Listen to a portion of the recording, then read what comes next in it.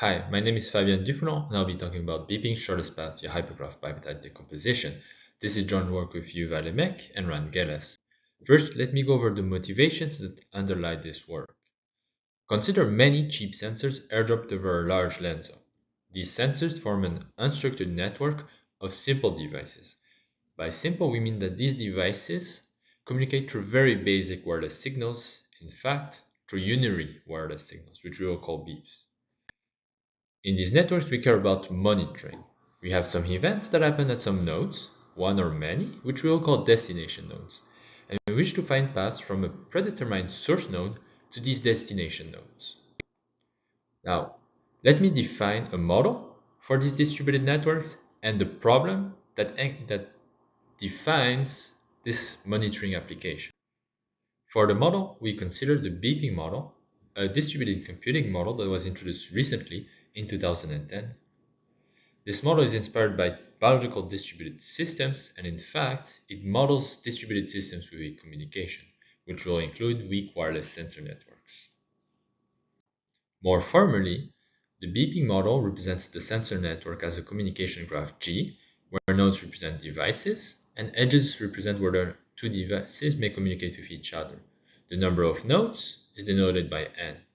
As you can see on the top figure to the right, we have three nodes, three devices, each may communicate with the two others, and this is represented by a click. Additionally, we assume that nodes start arbitrarily or upon hearing a beep, and that each node has an ID in 1 to poly n. Time is separated into synchronous rounds, and in each round, nodes can either beep or listen. If the node listens in this round, then in the second step it hears whether 0 neighbors beep or at least 1 neighbor's beep in this round. And finally, in the third step, the node can do some computations. And this is in fact a very weak communication model, and I will illustrate it with some examples. On the bottom figure to the right, W beeps, and in fact, it broadcasts a unary signal to both of its neighbors. It cannot choose to beep only to you, it has to beep to both U and V. On the other hand, when W listens, it cannot distinguish whether only U is beeping or U and V are beeping. Now, the beeping model has attracted much attention since it has been introduced. Local prompts were studied. By local, we mean prompts that are fast to solve in a distributed manner, and this includes maximal independent set and delta plus 1 coloring. But also, global prompts that are slow to solve in distributed, have been studied. So that includes leader election and multi-broadcast of key messages.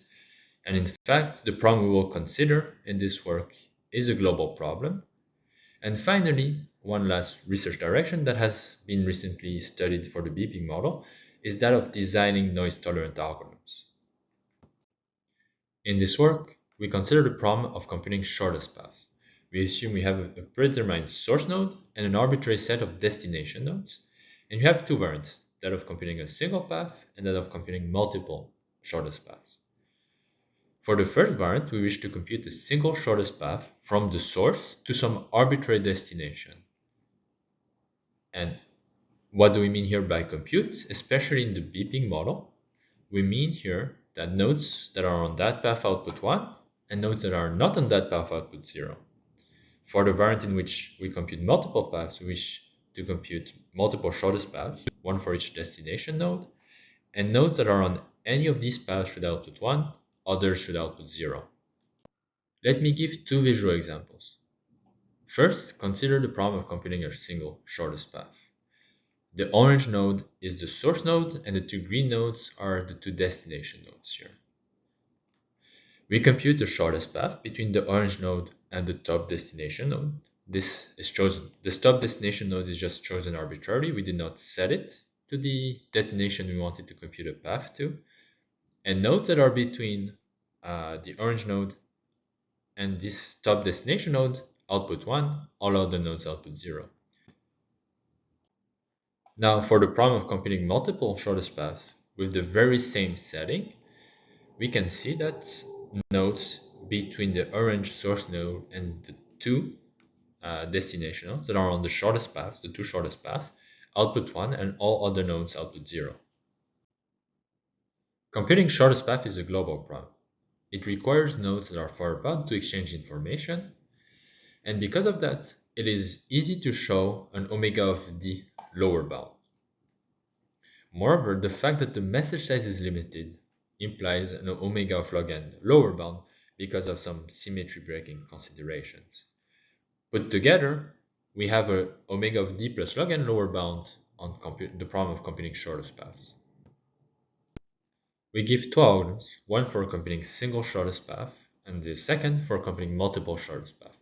The first runs in O of d log log n plus log cube n rounds, and the second runs in O of d log square n plus log cube n rounds. And we can see that the first is an improvement over the naive algorithm for computing a single shortest path when d is large, and the second is a significant improvement on the naive algorithm because it does not have this dependency on y. Y here is the set of destination nodes. So the naive algorithm has this factor in the number of destination nodes that our algorithm for computing multiple shortest path does not. And we can compare this to the lower bound I just mentioned, and this shows that our algorithms are not tight, and in fact, it is likely that the lower bound can be improved to match our algorithms. Next, I will go into the details of our algorithm for computing a single shortest path. Both our algorithm and the naive algorithm follow this simple general framework.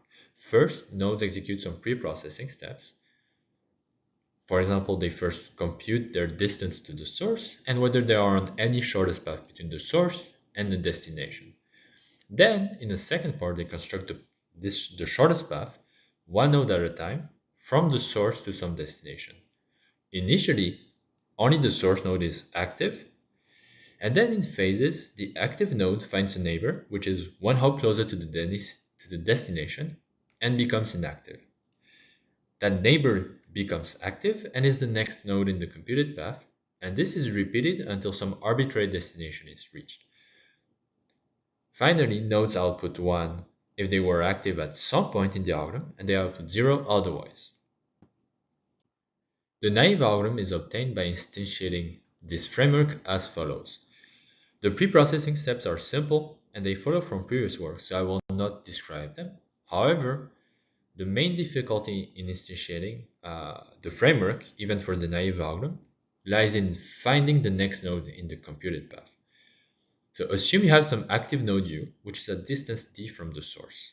It can have multiple neighbors v1, v2, and so on at distance d plus 1. And because we are using beeping communication, the active node cannot easily choose some node vi.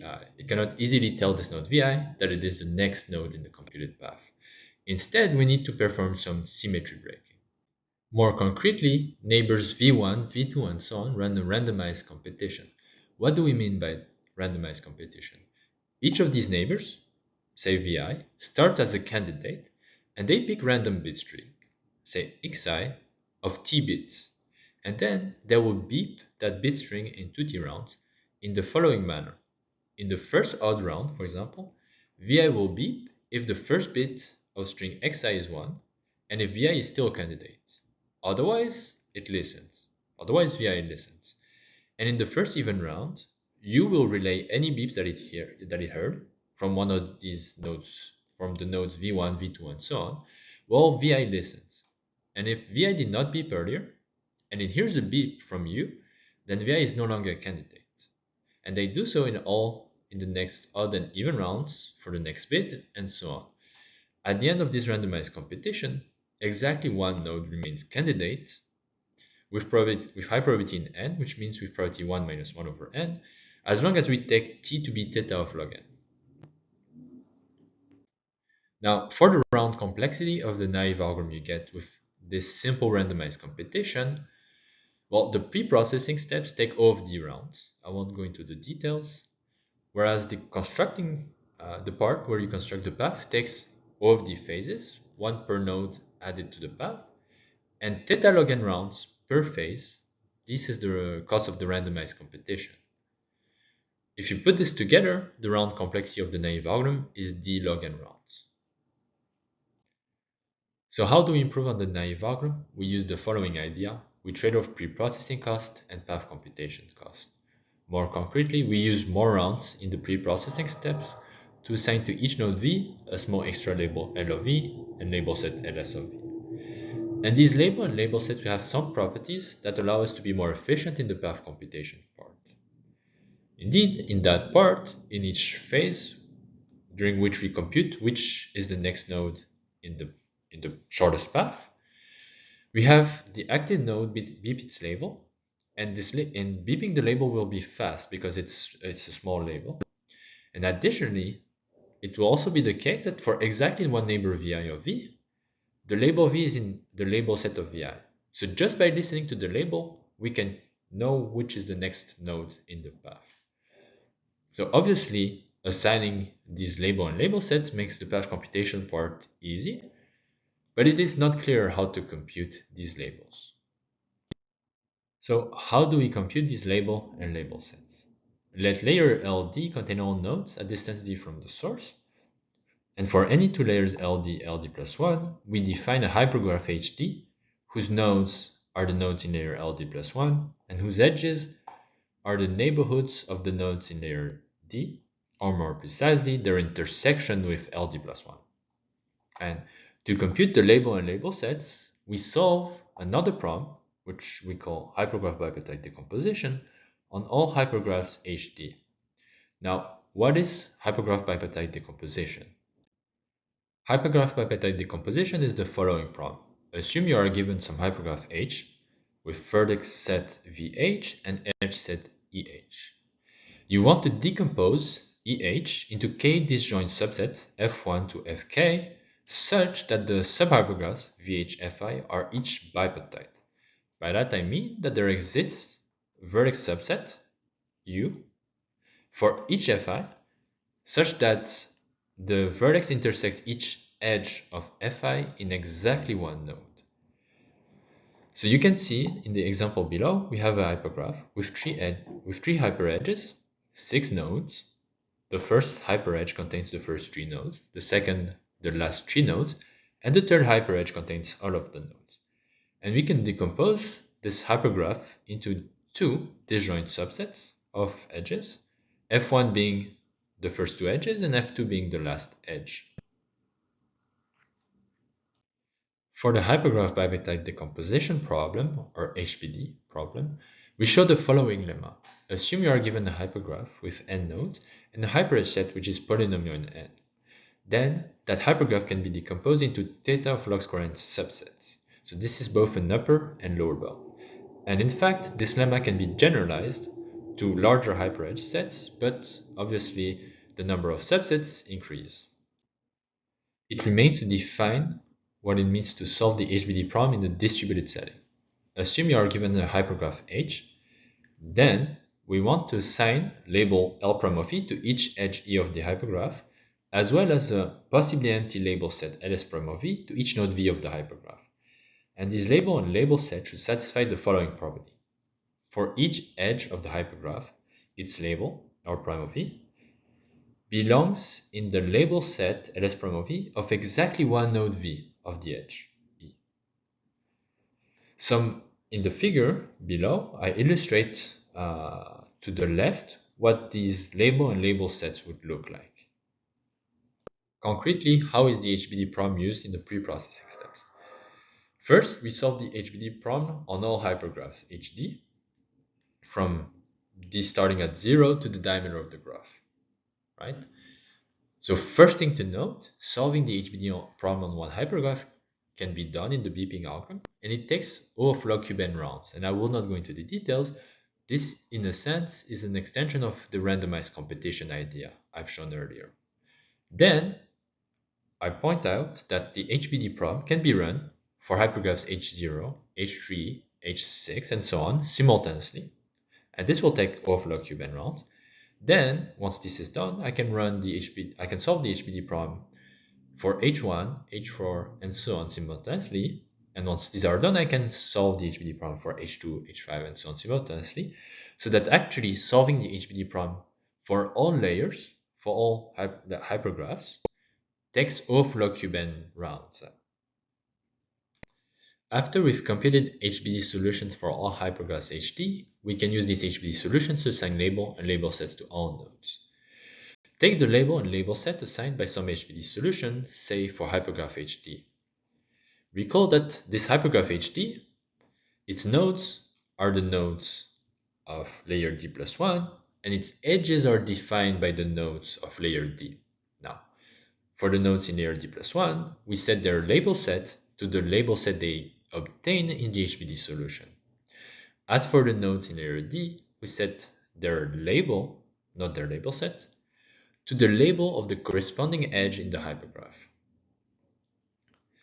And if we do this for all HBD solutions, then all nodes, except the source and the destination, get labels and label sets. And all labels assigned in this way are integers in 1 to k, where k is equal to, is at most log square n. And this is important because that means the labels will be small. That means they'll have size log n. So we've computed these extra label and label set. How does the path computation component take this into account? Look at one phase, in which we want to find the next node in the path. In that phase, the active node, say V, and say in some layer D, beeps its label, LOV, and at the same time, the neighboring nodes of this active node, which are in the next layer, they listen and they check if this label belongs to their label set. And this condition will hold true for exactly one node because of the HBD property. This node just becomes the next active node in the path. And we can see that now we did not actually need to break symmetry here. We already broke symmetry in the pre-processing steps. And this allows us to find the next node in the path exponentially faster than by using randomized competition, because beeping the label takes only log k, which is O of log n rounds. In summary, we increase the number of rounds required for the pre-processing steps to O of d plus log cube n rounds. The extra log cube n rounds are used to assign labels and label sets to all nodes, and these are crucial in reducing the number of rounds required to construct the shortest path. Indeed, constructing the shortest path still takes O of d phases, one per node added to the path, but each phase is exponentially faster and takes only log n rounds. This is due to the fact that we no longer need to break symmetry, but here we use the labels and label sets assigned in the pre-processing steps. Put together, the round complexity of our algorithm is d times log n plus log cube n rounds, and this is an improvement, a significant improvement when the diameter is large. To sum up, we give the first non-trivial beeping algorithm for computing shortest paths, both for computing a single shortest path as well as for computing multiple shortest paths. Moreover, we also give the first beeping algorithm with an O of d log n factor in round complexity, and a natural open question is whether that factor is tight, and this can be answered, for example, by giving a matching lower bound. Finally, I want to point out this hypergraph bipartite decomposition problem, which is a nice graph theoretical formulation that we used, and that is in fact surprisingly connected to some distributed lower bounds on the time required to broadcast messages in reader networks. Thanks, and I hope you enjoyed the presentation.